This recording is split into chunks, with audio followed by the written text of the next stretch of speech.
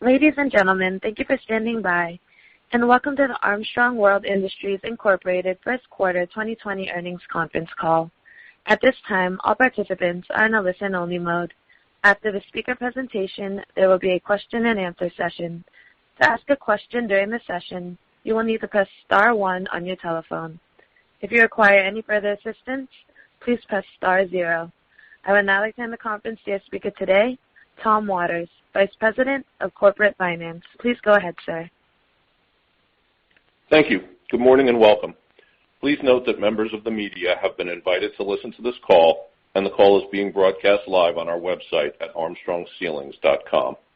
With me on the call this morning are Vic Grizzle, our CEO, and Brian MacNeal, our CFO. Hopefully you have seen our press release this morning, and both the release and the presentation Brian will reference during this call are posted on our website in the Investor Relations section. I advise you that during this call we will be making forward-looking statements that involve risks and uncertainties. Actual outcomes may differ materially from those expected or implied. For a more detailed discussion of the risks and uncertainties that may affect Armstrong World Industries, please review our SEC filings, including the 10-Q filed earlier this morning. Forward-looking statements speak only as of the date they are made. We undertake no obligation to update any forward-looking statement beyond what is required by applicable securities law. In addition, our discussion of operating performance will include non-GAAP financial measures within the meaning of SEC Regulation G. A reconciliation of these measures with the most directly comparable GAAP measures is included in the press release and in the appendix of the presentation. Both are available on our website. With that, I'll turn the call over to Vic. Thanks, Tom, and good morning, everyone. These are unusual circumstances that we're all experiencing, and I want to begin by saying that I hope that everyone on this call, your families and your colleagues, are all safe and well. Safety has always been a non-negotiable operating principle at Armstrong, and COVID-19 has challenged us to deliver on this principle. And I'm happy to report our teams are delivering. They're working systematically, collaboratively, and with great agility in finding ways to adapt our processes to enable social distancing and to operate within CDC guidelines. Among other things, we have altered crewing, adjusted line speeds, installed barriers, and increased the frequency with which we clean our facilities. Our corporate and sales staffs are working from home. And our most recent board meeting was successfully held virtually. We have instituted our emergency leave process so that employees who need time to deal with the COVID-19 issues will have it.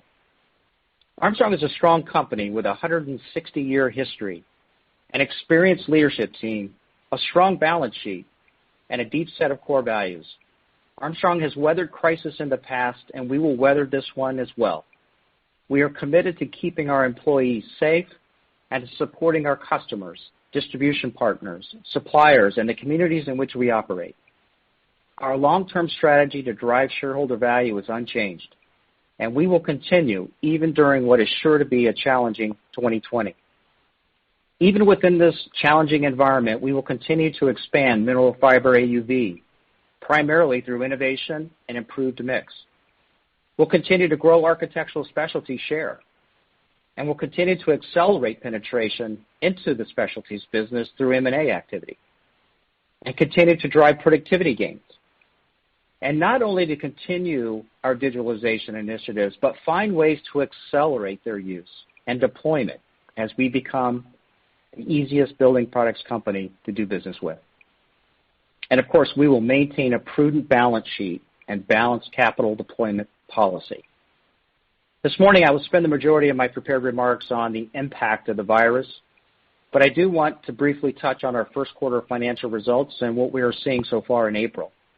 Then I'll update you on where we are today, what we expect, and how our longer-term outlook is developing. First quarter sales were up 3% versus 2019. Adjusted EBITDA was up 5%, and margins expanded in the quarter. Sales in the second half of March slowed in the geographies you would expect: New York, Boston, Seattle, and some other severely affected cities. These regional headwinds were partially offset by the acceleration of shipments to essential healthcare projects and stronger sales in Latin America, the retail channel, and Canada, as we expected. The strong sales in Latin America and the retail channel, coupled with significant weakness in premium markets like New York City and Boston, had a significant impact on the overall mix and drove negative AUV in the quarter. Now, this is an unusual occurrence for Armstrong, so I want to take a moment and be clear that this channel and the geographic swing does not represent a change in course to our overall consistent AUV growth. I'll also remind you that we are comping a very strong AUV quarter in 2019, where we delivered 10% growth. So I'm confident that we will return to positive AUV as this year progresses. In the quarter, we also incurred expenses responding to the safety requirements of the virus and the fact that our production at the Marietta, Pennsylvania facility was briefly stopped until the state determined that the plant plays a critical role in the manufacture and supply of goods necessary to sustain life, namely healthcare facilities. These items overall had a modest negative impact on earnings. Now, sales in April have clearly been affected by the various state and local shelter-in-place requirements and their ripple effects. Based on shipments month to date, we currently anticipate that April sales will be down in the range of 25 to 30%. Weakness is apparent in all channels and all geographies, with relative strength in Florida, Illinois, and North Carolina, while California, New York, and Massachusetts were particularly soft. Based on orders and discussions with distributors and contractors, we believe May and June will improve sequentially. And currently, we're tracking jobs that have been delayed, and we are focused on serving them effectively when they get started. Including in these delays are a few large transportation projects that will impact Architectural Specialties in the second half of the year. Overall, we expect the Architectural Specialty business to outperform the market in 2020. We believe the second quarter will be the trough of operating activity for the year, and we're managing our production and our inventory accordingly. While clarity is limited, we are aligned with most of the economic and sector-specific forecasts that we've seen and expect the third and the fourth quarter to be sequentially better. The situation remains fluid, so we believe it's prudent to withdraw previously communicated 2020 guidance. At this moment, all of our plants and distribution centers are up and running, with the exception of our recently acquired MRK facility. We continue to work to optimize our production and shipping operations within the new safety constraints, and the teams are getting better on a daily basis. We're in close contact with our suppliers to ensure their ability to deliver the materials and services necessary for our operations and logistics. And as America's only company, we have limited overseas supply chain exposure and have not experienced any supply disruptions thus far. We are carefully monitoring finished goods inventory with a priority on solutions for hospitals and healthcare facilities. In fact, we've just recently received urgent requests for products at healthcare facilities in New York City. Our teams at Steel Ceilings, our plant in Pensacola, Florida, and our Wave Group in Aberdeen were able to expedite orders for the Mount Sinai St. Luke Hospital conversion and for the Bronx North Central Hospital expansion. These are two great accomplishments, and there are many more. Our management teams are utilizing a robust array of digital interactive communication tools to stay closely engaged with their teams. Our sales and design staff remain connected with customers and continue to work on ongoing and prospective projects. At Armstrong, we have a 3A policy: any device, anywhere, anytime. And this has been in place for 4 years now, and our employees are comfortably working remotely and in a manner that is transparent to customers. If anything, interactions with architects and designers has increased over the past month. The breadth of custom technology we now have available on our digital platform is more important than ever. We are fortunate to have started our digital journey when we did, as we have a suite of Armstrong-specific digital solutions available to our customers. I have no doubt that these tools, which I've talked to you about in the past, including Customer Online, One Quote, Quote to Order, and the recently launched ProjectWorks, are providing a differentiated capability to serve our distributor, contractor partners in this unique environment. Now, as a matter of normal practice, We annually create multiple recession scenario response plans. And while the rate and pace of this situation was not anticipated, we have levers identified and roles and responsibilities assigned and are executing against these plans. We are taking steps to manage expenses, preserve our cash, including cutting SG&A and deferring capital expenditures, and temporarily suspending our share repurchase program. Our regular quarterly dividend is not affected, and we remain in the market for strategic and financially attractive acquisition opportunities. So at this point, let me pause and turn the call over to Brian for a more detailed review of our first quarter results, and then I will close by sharing my preliminary views on some of the longer-term implications of this pandemic. Brian? Thanks, Vic. Good morning to everyone on the call. And I echo Vic's thoughts that I hope everyone is healthy and safe. Today I'll be reviewing our first quarter results, but before I begin, as a friendly reminder, I'll be referring to the slides available on our website. And slide 3 details our basis of presentation. Beginning on slide 4, for our first quarter results, sales of $249 million were up 3% versus prior year. Adjusted EBITDA increased 5%, and margins expanded 90 basis points. Adjusted diluted earnings per share of $1.10 grew 10%, driven by increased earnings, reduced interest expense, and a lower share count. Adjusted free cash flow improved by $18 million, or 106% over the prior year. Given our focus on cash and liquidity, we've added additional metrics to page 4. Our cash balance of $147 million is $127 million lower than last year, while our revolver availability of $305 million is up $105 million as a result of our refinancing in September 2019. This positions us with $452 million of available liquidity. Net debt is $21 million higher than last year, driven by share repurchase activity, capital expenditures, dividend payments, and by the acquisition of MRK. As of the quarter end, our net debt to EBITDA leverage is 1.5 times versus 2.1 times last year, as calculated under the terms of our credit agreement. Our covenant threshold is 3.75 times, so we have considerable headroom. In the quarter, we repurchased $34 million of stock prior to suspending repurchase activity to preserve liquidity in light of the COVID-19 situation. Since the inception of the repurchase program, we have bought back 9.6 million shares at a cost of $596 million for an average price of $62.13. As of the quarter end, we had $104 million remaining under our share repurchase program.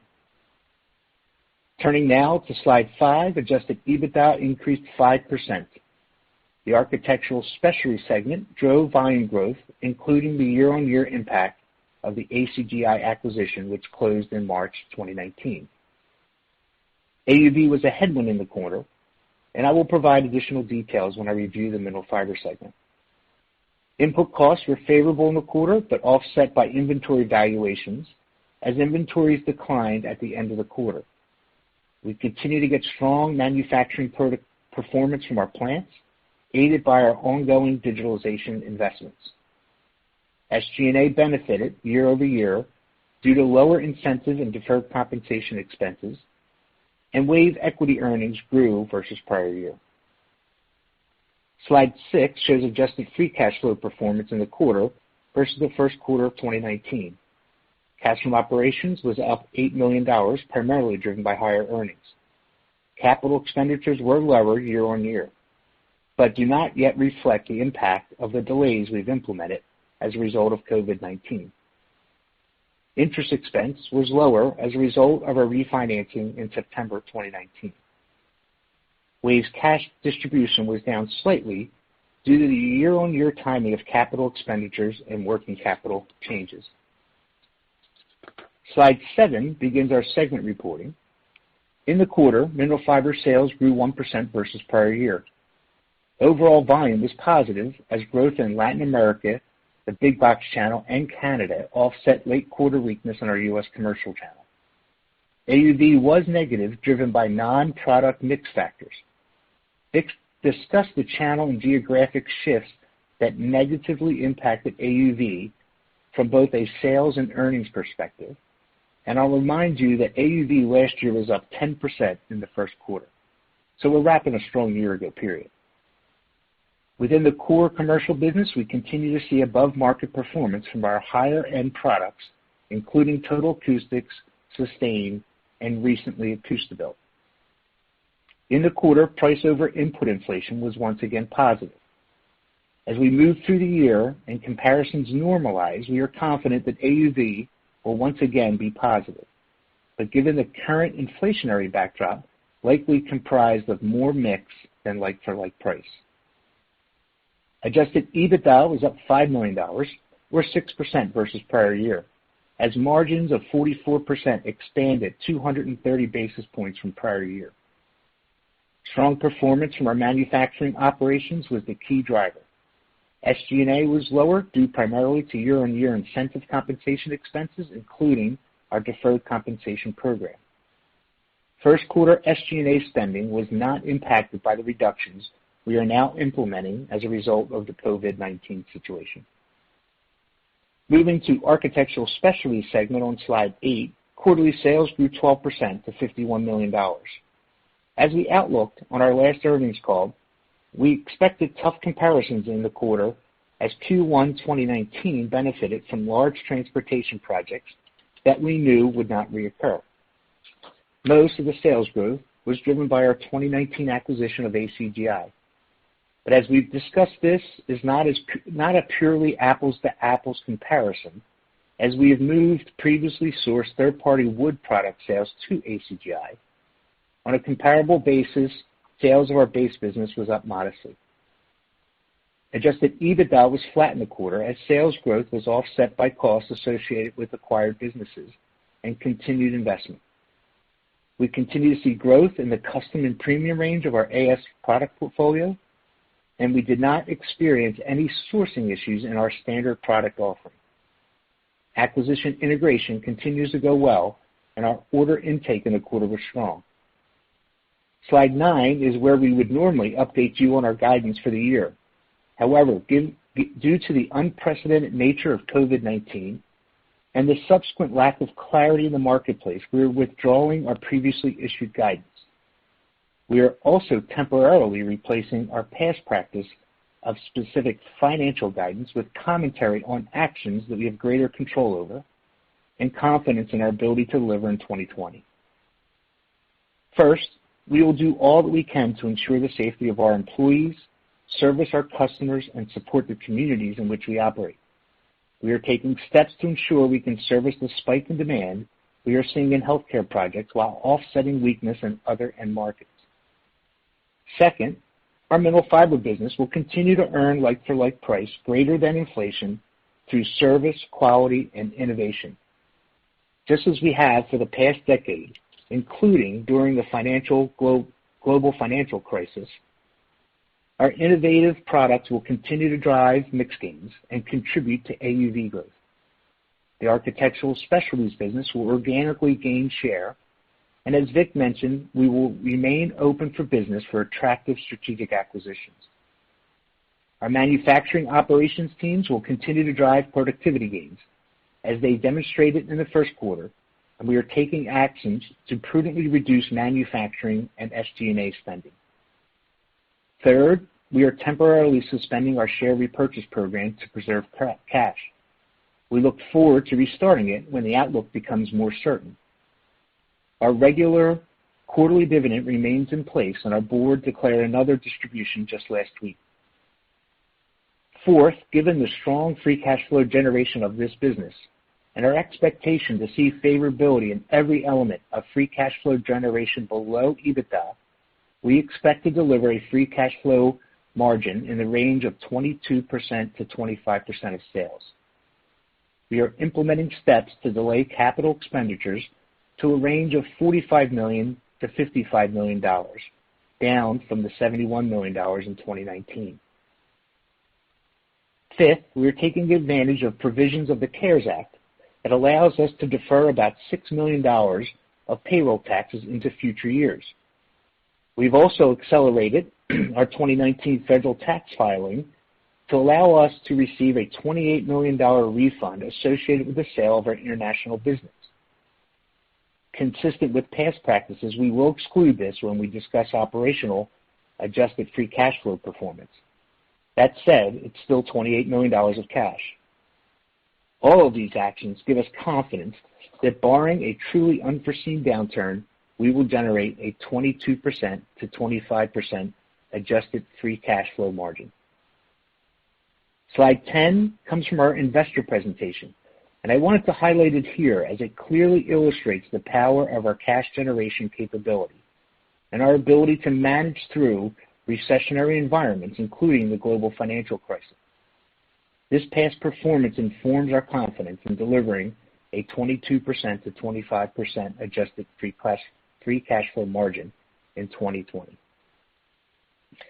Finally, as we previewed last quarter, we executed a pension risk transfer, moving over $1 billion of pension obligations related to approximately 10,000 retirees.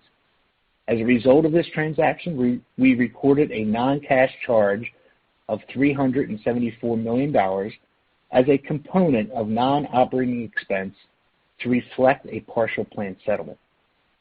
This charge was recorded in our unallocated corporate segment, and as with other non-cash pension expenses and income, we exclude this from our adjusted financial results.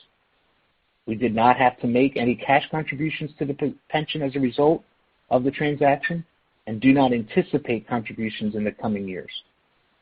For your balance sheet models, this transaction and the required remeasurement of our pension benefit obligation results in a $370 million reduction in retained earnings, a $385 million reduction in our accumulated other comprehensive loss, and an $11 million increase in our prepaid pension asset.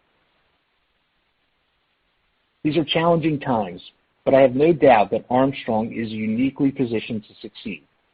We have the leading brand, the best innovation pipeline, unparalleled industry margins, and the best in free cash flow margin generation. We fully expect to emerge on the other side of this crisis with our value creation model intact. With that, I'll turn it back over to Vic. Thanks, Brian. A shock to the system of the magnitude we are experiencing now will undoubtedly have far-reaching impacts on the way all of us live, work, learn, heal, and play in the future. I think we can all imagine a future with a heightened focus on healthy spaces in offices, stores, hospitals, airports, schools, and other indoor environments. What exactly this new normal will look like is still developing, but Armstrong is committed to remaining on the leading edge of innovation, safe, and sustainable commercial interior solutions. We already offer a broad array of healthcare appropriate products, including the Health Zone family. Health Zone ceilings allow for the washability and scrubability necessary in hospital settings, exceeding industry guidelines for cleanability. These products provide antimicrobial bioblock performance that resists the growth of bacteria. These products also provide the superior acoustical performance necessary in healing environments and can be used in non-medical spaces too. For example, Cala Health Zone offers the smoothest mineral fiber ceiling available, making it perfect for offices, retail, education, and other interior environments, along with its total acoustics and sustained performance. We are using this time of uncertainty to strengthen our already close relationships with the most creative thought leaders in the A&D community. We will have a strong voice in the conversation around the future of interior spaces and develop products and systems to serve these needs. We are also engaging with contractors and assessing the future of job site activity. It is unlikely that construction practices emerge from this crisis unchanged. We will be at the forefront of designing on-the-job solutions for the new environment. This will involve collaboration with our WAVE team, our digital solutions, and with our distribution partners. Finally, we're building on our already robust digitalization platforms to further enable the virtual design process we have pioneered and make the order management process completely frictionless. As I said earlier, Armstrong is a strong company. We have a talented, committed, and agile team. We have deep, long-standing relationships with the leading contractor, designers, and architects in the industry. And we have best-in-class distribution partners. We have a network of proven suppliers and service providers and a strong balance sheet with ample liquidity, low leverage, and no near-term maturities. And as Brian mentioned again, we're open for business for financially and strategically attractive acquisitions and investments. And we have a long-term strategy that is as appropriate now as it was a year ago. We entered this crisis with the strongest brand, leading share positions, the broadest and most innovative product portfolio in the industry. Financially, we have best-in-class margins, unparalleled free cash flow margin, and numerous avenues for growth. And we will exit this crisis in an even stronger relative position, poised to win and to create long-term shareholder value. As you've heard me say before, Armstrong remains committed to being the standout leader in innovative products and digital solutions to provide the best possible experience for our customers. And we are committed to making a difference in spaces where people live, work, learn, heal, and play. And with that, we'll be happy to take your questions. Thank you. As a reminder, to ask a question, you will need to press star 1 on your telephone. To withdraw your question, press the pound key. Please stand by while we compile the Q&A roster. Our first question comes from Keith Hughes with SunTrust. Your line is now open. Thank you. A couple questions on the 25 to 30% decline in April. Do you have a sense for how much of that is distributor inventories coming down versus kind of lower sell-through? Keith, it's hard to tell how much of that. I'm sure it's a mix based on different distributors and their different situations. So I wouldn't attribute that too heavily on distribution, leveling off of distribution. I would say that's more skewed toward the stoppage of construction sites and the flow of product into those construction sites. And again, there were some big cities, Boston, New York City, Seattle, San Francisco, that literally closed construction sites. So I think it's more a reflection of that. Okay. And then is the difference between mineral fiber and architectural specialties in April? I'm sorry, Keith, I didn't hear your question. Yeah, so that decline for April, can you give us a sense how much mineral fiber was versus architectural specialties? Yeah, as you can imagine, that the way that these two businesses perform in a downturn, the majority of that is mineral fiber. We're continuing to gain share, and our backlog continues to remain very robust in architectural specialties. So it's a minority portion from architectural specialties, a majority portion from mineral fiber. Okay. Like in past downturns, that was a very similar performance in 2008 and 2009. Okay, thank you. You're welcome. Thank you. Our next question comes from John Lovallo with Bank of America. Your line is now open. Hey guys, thank you for taking my questions, and hope you guys are doing well and healthy. First question is, maybe just thinking back at prior downturns, maybe the global financial crisis would be something to think about here. Were you still able to put through 2 price increases a year with call it 3-ish% realization? I think what happened in the last downturn, to use that as a reference point, price AUV was positive, continued to be driven up by mix as the industry continued. No matter, they were buying less, but they were buying more of the higher value, higher end products, and we expect that to be the same dynamic in this market environment as well. So I think deflation goes down, and like-for-like pricing holds, mix is positive, and that drives the overall AUV higher. Again, that's exactly what we have seen in the last several recessions and the depth of the recession and the financial crisis in 2008, 2009, we saw that again. So we expect, again, that dynamic to happen again in 2020. Okay, that's helpful. And then maybe just about in referring to capital allocation, I know the share repurchases are put on hold. Do you anticipate still pursuing architectural specialty acquisitions, or is that kind of on the back burner for now as well? Yeah, no, I think in the short term here, as Brian outlined, I think very well, we're being prudent cash managers here, controlling our costs. We're deferring CapEx, stopping our share repurchase, as you mentioned. But as soon as we have an eye to how deep this is and how wide this is going to be and how long it's going to last, we have a strong balance sheet. We're as Brian outlined, we continue to expect to drive strong cash flow this year, even in this environment, and that we're in a unique position to be opportunistic around M&A. So we're open for business. Our pipeline looks good. It's going to continue to get better, we believe, through this, and we'll be active in M&A as we see good strategic, financial, smart plays to make. Thank you, guys. Yeah. Thank you. Our next question comes from Ken Zener with KeyBank. Your line is now open. Good morning, everybody. Hi, Ken. Good morning, Ken. Vic, I guess, Ryan, the one fundamental question I have is I would like you to expand on your view that, in past periods you did see the high end accelerate.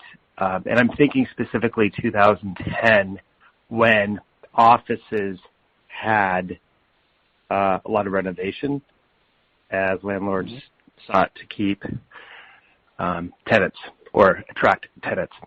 Given the unique nature of this deceleration, and people are using things like Zoom, could you talk to where your confidence comes from, given that office space won't be seen by companies as, I guess, the intensity or the need per employee might go down, A, and then B, since you've been around for over 100 years, did you guys look at any demand curves post the Spanish influenza?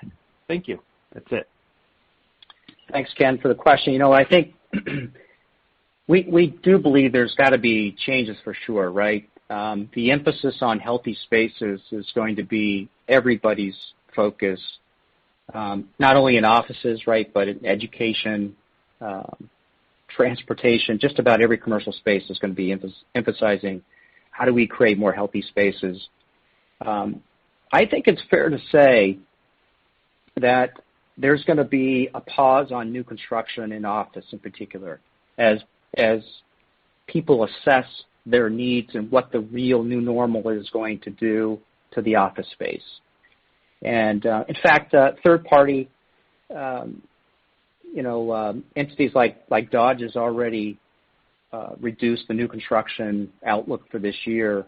But I would say, again, you have to remember in this business, we have a diverse set of end markets.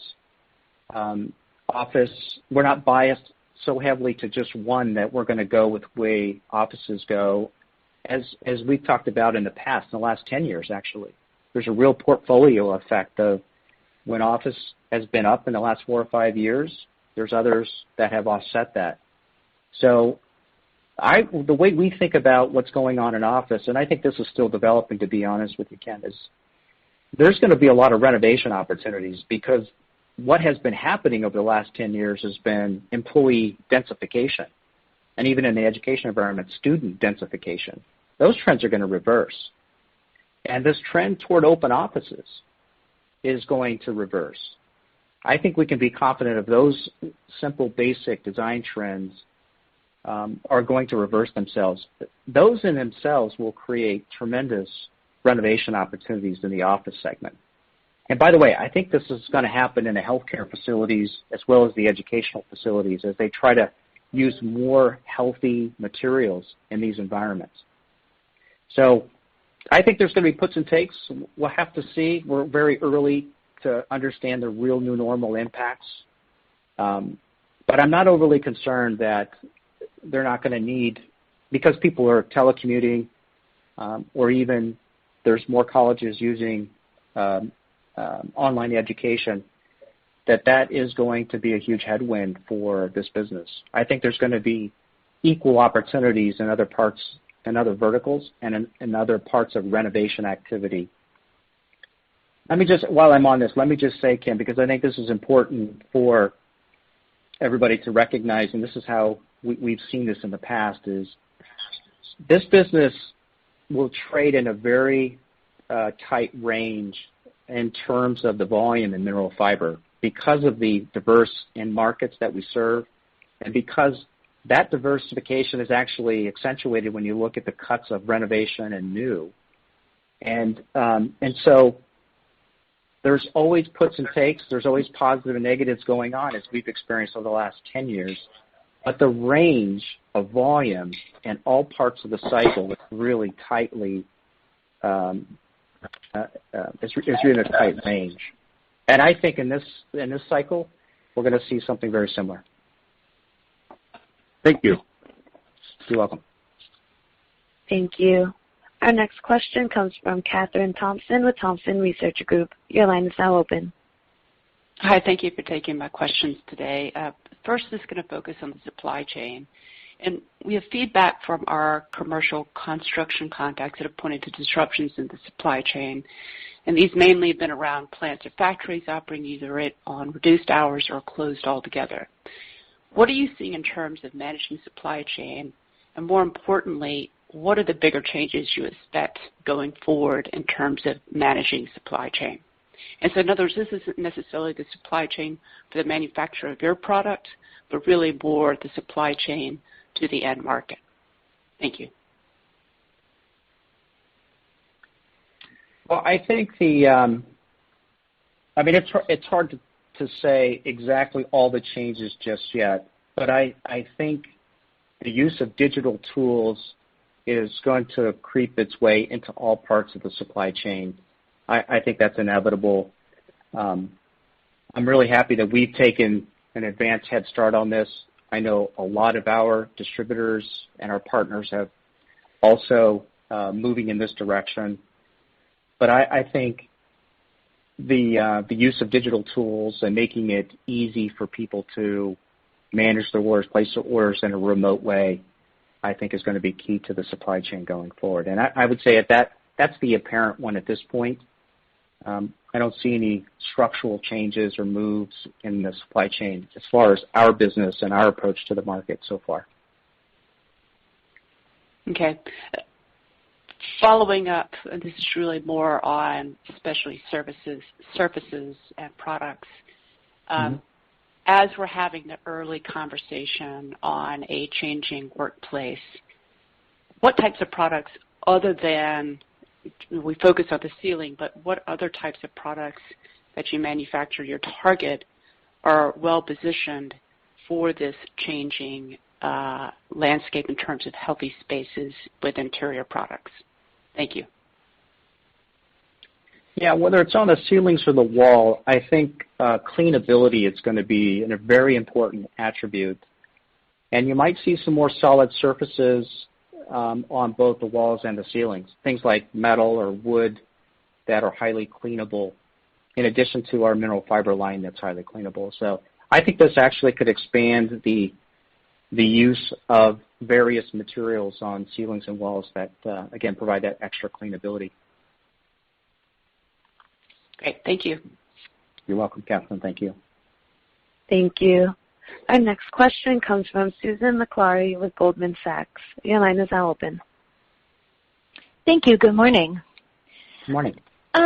My first question is just, going back to thinking about some of the volumes and the projects that you expect to come through, how should we think about, what percentage of your revenues could potentially be coming from healthcare or some of the sectors that have been smaller maybe over the last few years as office maybe kind of gives some of that share back? And then thinking about that shift in your revenue breakdown, are there any margin implications with that? Yeah, it's a good question, Susan. I think, as I was saying earlier, there might be a pause taken on new construction and office, and it's certainly the outlook of some of the third-party data sources we look at. Conversely, they're forecasting an increase in new construction activity and renovation activity in healthcare, as you can imagine. I think this crisis has clearly highlighted there's a capacity issue in our healthcare system to manage events like this. That will likely get rectified over the next several years. And the way that they're treating the spaces for flexibility and to be able to expand within the current facilities in different parts of the hospital for certain events like this, I think is going to create renovation opportunities. So again, I think there's going to be a lot more activity in healthcare facilities over the next several years that would more than offset what we might see, for instance, in the new construction part of the office market. That's about 15 to 20% of our businesses today, and with office in the 25 to 30% part of our business. So not too far from a proportion standpoint. Okay, and are there any margin implications as we think about the growth in healthcare, or do those projects tend to run fairly similar with some of the office work that you do? Yeah, the margin and the AUVs that we sell in both of those spaces are about the same. Okay. And then, you mentioned in the commentary, the efforts that you're putting into thinking about reducing SG&A and kind of controlling the cost structure. Can you just give us a little more color there? Yeah, Brian, I'll let you speak to that if you will.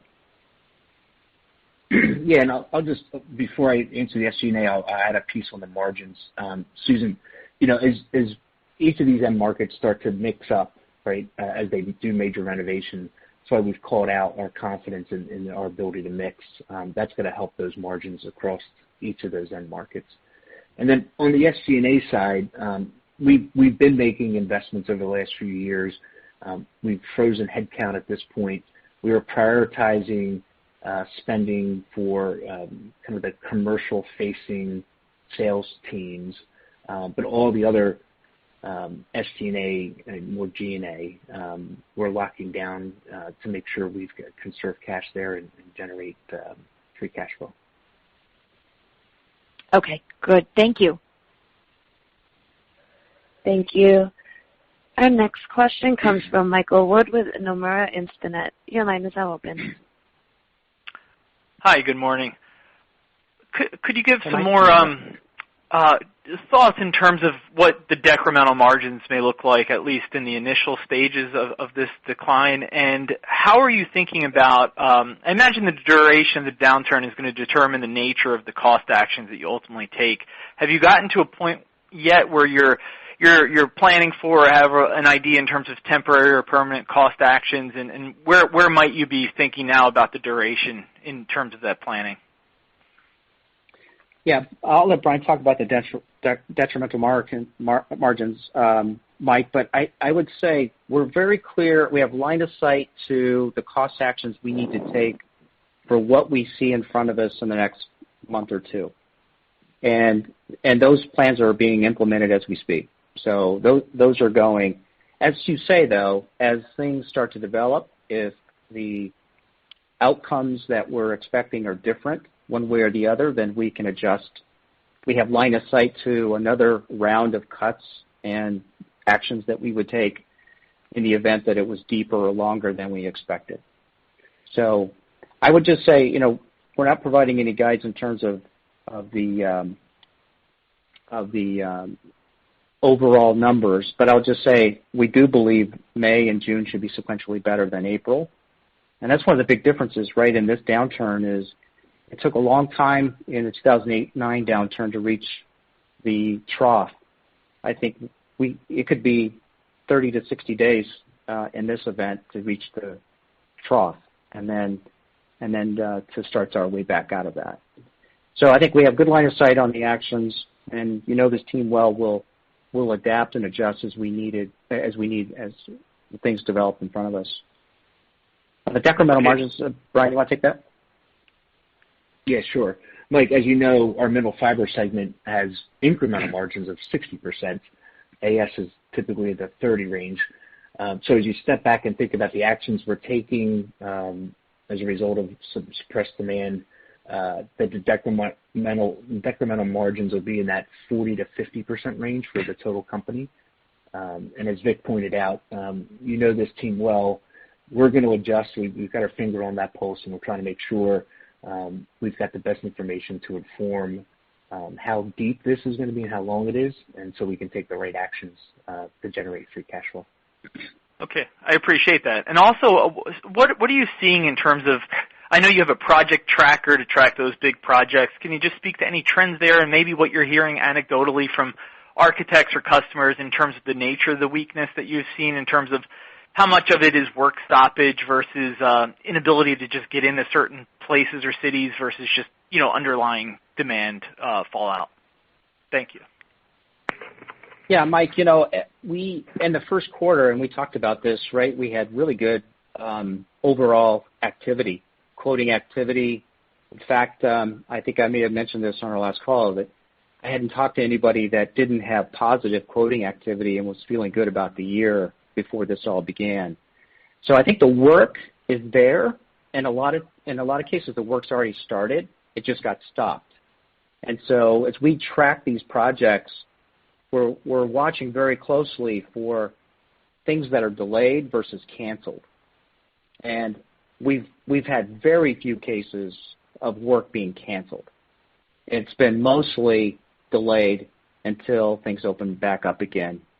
And that's the sentiment, I think, within our contractor and our distribution community is, yeah, when these things open up, the jobs are there waiting for us to finish and waiting for us to do. So I think that's the sentiment, generally speaking, really across the country. Okay, thank you. Stay safe. Yeah, you too. Thank you. Our next question comes from Stephen Kim with Evercore ISI. Your line is now open. Yeah, thanks very much, guys. Couple of questions. One, the mix we saw impacted by big box and LatAm. You mentioned the easy comps from the year ago period. How much of what you saw in this quarter do you attribute to the comps versus something that you saw encouragingly on a sequential basis from those two end markets? Well, we had tough comps, actually, in the first quarter. Oh, sorry. That's what I meant. Yeah, that's what I meant. Yeah, I know. I figured you did, just to make that clear, yeah. Yeah, I mean, 10% AUV and 7% like-for-like pricing in the first quarter of 2019. So we expected that to be a tough comp, and we were looking for what we saw on the like-for-like pricing, which is flattish pricing on that side of the AUV. So it was all mix, and the mix was driven by, again, we were expecting the LatAm market to rebound. Remember, we had a tough year last year in that channel, and we were putting actions in place to fix that. Same with the big box channel. So we were expecting some growth in those channels. What I think exacerbated the situation, though, in the last couple of weeks of March, we had high AUV markets in the U.S. that also, they were shut down. Boston, New York City. So these are high AUV markets that weren't able to. Seattle is the other one that we weren't able to ship into. So really, it's the combination of you had lower volumes in your highest AUV markets in the United States, complicated by you had stronger growth in your lower AUV channels. So really, overall, it was a mix issue. And as you know, and you've seen over time, quarter to quarter, these things kind of work their way out on an annual basis. And we expect AUVs to be positive in 2020 in spite of the downturn. Yeah. Great. Appreciate that. Mm-hmm. Secondly, you talked about digitalization and the initiatives you've been undertaking there over the last couple of years. In general, I'm trying to understand how significant this could be for you as we come out of this initial impact from COVID-19.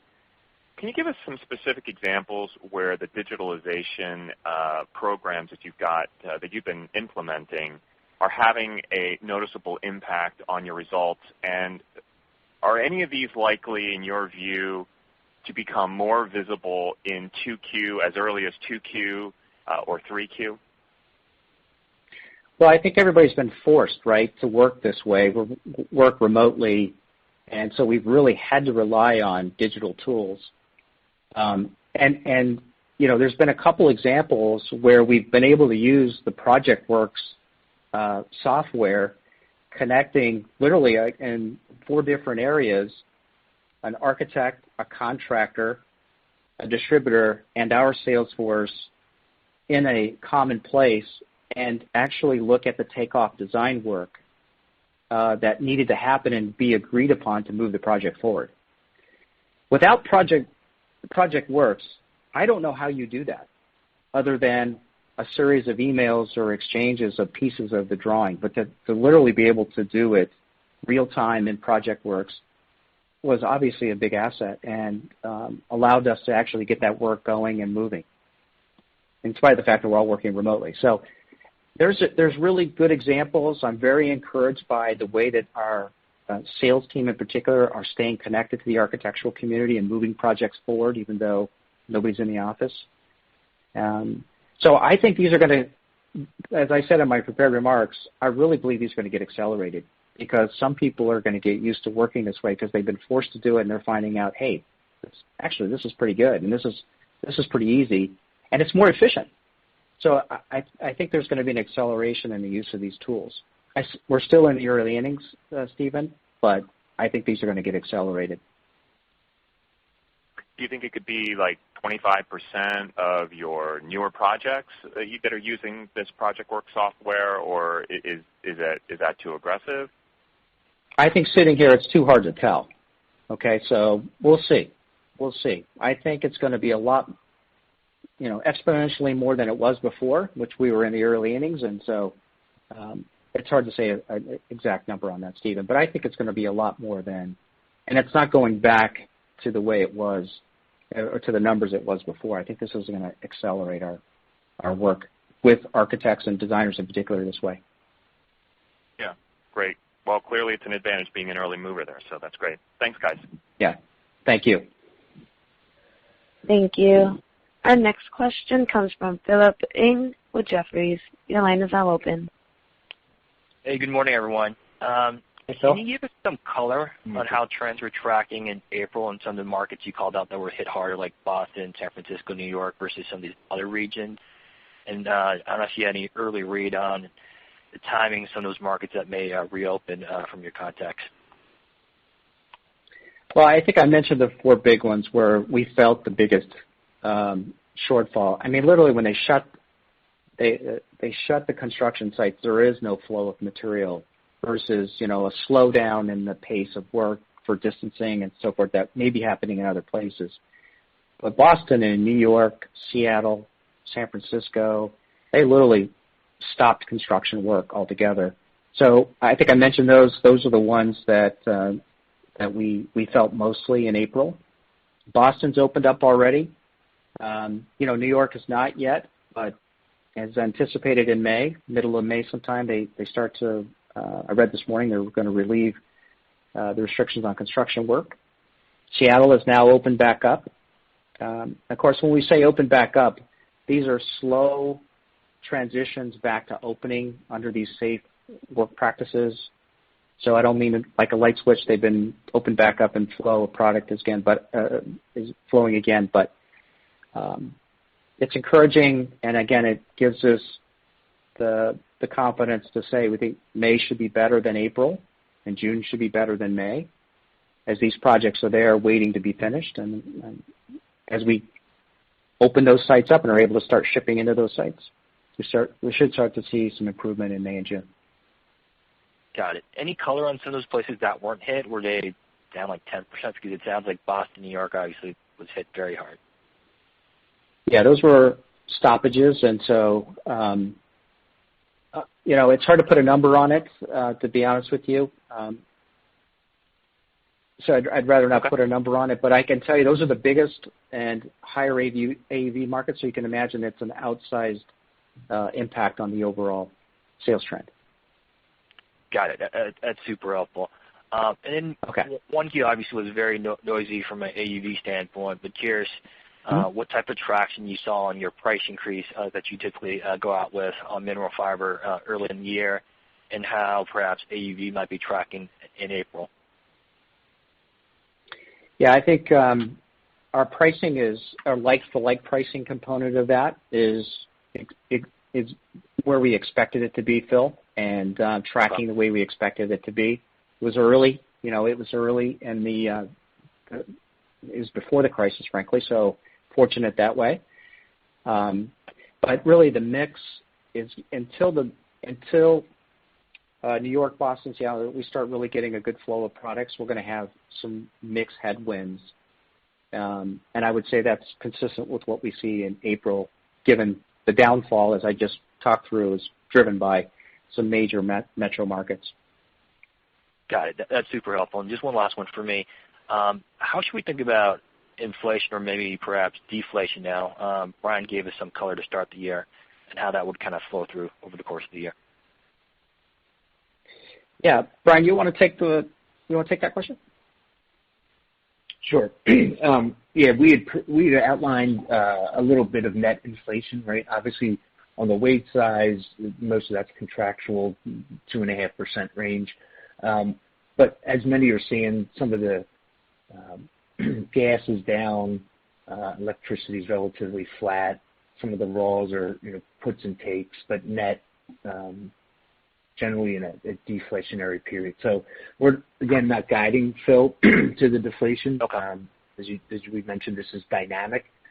We could see some pressure back in the fourth quarter. So I'd say it's not as inflationary as we thought back at the beginning of the year. Okay. Super helpful. Thanks a lot, guys. Thanks, Phil. Thank you. Our next question comes from Garik Shmois with Loop Capital. Your line is now open. Oh, hi. Thanks. Thanks for squeezing me in. Just first off, just wanted to just circle back around on the CapEx view, taking it down to kind of that $45 billion range. Just wondering, is this a bare bones maintenance level, or are there additional, levers that you can pull on CapEx if you need to over the next 1 or 2 years? Brian, I'll let you take that. Yep. So, Garrett, good question. We ranged that 45 to 55, right? So that's a good mix, kind of in our historic norm of 50% on repair and maintenance, another 50% that's supporting growth and productivity. We still have contingencies there if we need to pull them, if this is a more prolonged or deeper demand impact. So more to go there if we need to. Okay, thanks. And I just wanted to ask a bigger quick picture question. Just, it's only 1 month worth of data, but, you did talk about Dodge starts getting negatively revised down on the office side. The AWI had a pretty drastic pullback, given that your products tend to go into, structures that get started, a year or two afterwards. Just wondering how you're thinking about, the volume opportunity over the next several years, just given, some of these drastic moves on the leading indicator side. Would you be concerned, as far as a pullback in demand long term, or any way you could help us think about those leading indicators and how you're thinking about them as well? Yeah, it's early, right? But Dodge has recalibrated their outlook for starts. When you look at our set of markets, let's pick a number that's probably in the neighborhood of what they're outlooking, and we all know that that's not an exact science, but down 10% in terms of starts, 12, 18 months out, that's an impact on, say, 30% of our business. So 10% of our down on 30% of our business, about a 3% headwind. As I outlooked before, there's equal opportunity in accelerated renovation activity in both the office, education, and healthcare facilities that will help offset that. And in fact, what happens, and it has happened in 8 of the last 9 downturns, including the 2008-2009, when new construction goes negative, R&R activity picks up, and that's 70% of our business. So we're not concerned about, major structural shifts or changes in terms of the overall demand for mineral fiber. Within the verticals, it may change a bit. That's that portfolio effect that we've actually been experiencing for the last several years. So we're not overly concerned about that. We're watching it. It could create a bit of an air pocket or headwind that we'll be watching for 12 to 18 months out. But again, I think that would in itself would be ignoring the fact that there's a tremendous amount of other renovation opportunities that we're excited about. Great. Thank you very much. You bet. Thank you. Our next question comes from David McGregor with Longbow Research. Your line is now open. Yeah, good morning. Thanks for taking the questions. Vic, earlier in response to a question, you provided a little color around the percentage of your business in office and healthcare, and together they represented about half of the mineral fiber business. First of all, I guess for clarity, are we talking about mineral fiber or mineral fiber plus AS? But I was wondering if I could get you to I wonder if I could get you to round that out a little bit and just talk about the other 50%, what verticals would make up the balance. Yeah, David, I was talking about, so this is primarily a mineral fiber look, although architectural specialties isn't too far off of this, so it wouldn't be a huge departure, but this is mainly what we're talking about in terms of mineral fiber. But the other verticals, and this is in our investor deck if you want better detail reference, but retail, transportation, and education would make up the other 50%, roughly. Right. Is there any chance of getting some granularity around just quant on those? In terms of the percentages? Yes. Yeah, that's in our investor deck. Brian, maybe you could say more on that, where to find that in the investor deck? I can find it in the deck. That's okay. Okay. Yeah. Yeah. I mean, education is you have to have. Yeah. Okay. Yeah, David. Follow-up question, just on the SG&A, just trying to get a sense of where fixed versus variable would fall. Brian, you want to take that? Sure. David, we obviously everything over time is variable, right?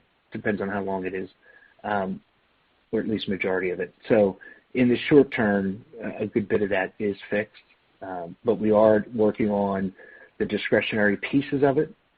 I'm not going to give you an exact number on that breakdown, but you can imagine travel has been cut back, it's frozen. We're finding ways to operate more remotely, and we're going to continue to do that even as we see markets open up, because we're finding ways to be more efficient there. Some of the digitalization efforts we've talked about. So we're looking to maintain that spend, even with the little bit of headwind from investments from the acquisitions. Thank you. Thanks, David. Thank you. Our next question comes from Justin Speer with Zelman & Associates. Your line is now open. Good afternoon, guys. Thank you for taking me on here. The first question I have, I don't know if you can answer it, but roughly you can give us some context, the percentage of your business that is in the materially affected geographies. I'd be interested to know that. Well, Justin, all geographies have been impacted by the coronavirus and our demand. Some have been, like the 4 or 5 that I mentioned, where there's literally stoppage of construction sites in those cities. Obviously, that was the most dramatic in terms of the impact. They're large metro markets, by the way, but to go, to stoppage, not delays or slowdown, which we have seen in some of the other markets that have really deemed construction as an essential business, which has been the majority of places outside of those major metros I mentioned, where you still have a slowdown in labor and pace of work. So it's been we've seen an impact, as I said in my prepared remarks, really in all channels and all geographies. Right. I'm just saying, I guess I should have let me rephrase that, but where you've actually seen 100% stoppage, I was curious if there's like a definition of how big that is in your portfolio. No, I'd rather not disclose that at this point. Again, I can tell you it was an oversized contribution based on the fact that it was stopped versus a slowdown in the flow. Makes sense. And then the other question I have, and just going back to David's question about the verticals, and looking at retail, transportation, and education, just if there's any context or nuance that you can call out there currently, and then just based on your experience and the nature of this downturn, how do you think those verticals, those pieces of your business will respond?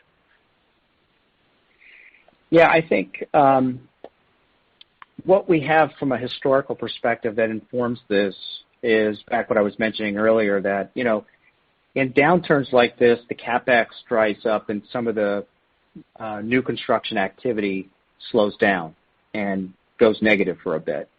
And I think that's reasonable to expect, except in healthcare. I think in healthcare we're going to see a continuation of the expansion of healthcare capacity and facilities, which will offset some of the other verticals. Big transportation projects, in my experience, they may get delayed, but they don't get canceled if they've already been started. And so a lot of the stuff that's already been started is going to get finished because this isn't a financial crisis. The money hasn't dried up for those projects. I think in certain segments you might see a pause until they've understood what this new normal looks like and what it might mean for them as a company. But I think we're going to see an uptick in renovation activity in all of these verticals, really driving to more healthy spaces. And how do they get to healthier spaces, whether it be diverting traffic, foot traffic, whether it's meeting spaces, whether it's more private spaces, both in education, healthcare, and offices. So I think there's a lot of positive trends here that could drive renovation activity higher over the next couple of years. You mentioned like 8 of the last 9 downturns. I guess that goes back many decades. Where it does. Better. I guess, is that in year 1 or is that in year 2? I guess if you were to start the clock on the recession, I know this tends to filter through at a longer term leash for your neck of the woods and non-res. But just thinking about this renovation piece, what in your mind suggests that confidence will be in the business realm strong enough to support renovation or refurbishment relative to last downturns? And maybe which was, I guess it was the financial crisis where renovation did not hold up. Is that correct? Yeah, that was the only one where both went down in the same year. But even in that year, that was down in 2009. In 2010, renovation activity popped back up. So it was a temporary downturn. Of course, that was obviously a very serious downturn. Does I answer your question on that? Thank you. I'm not showing any further questions at this time. I would now like to turn the call back over to Vic Grizzle for closing remarks. Okay, thank you very much, and thanks everybody for joining us. I think it's, when you're on the outside looking in a crisis like this, I think it's important for me to note that the rate and pace of activity inside the organization, even though we're remote, is extremely high. Our team is highly engaged, and they're on this. And I think the way to picture what this team is doing right now is leaning into this crisis. They're ready to execute, and as we said earlier on the call, this team is ready to adapt and adjust as needed as we get into what is undoubtedly going to be a challenging second quarter. But we look forward to updating you next quarter, and want to thank you and wish everybody to stay safe. Ladies and gentlemen, this concludes today's conference call.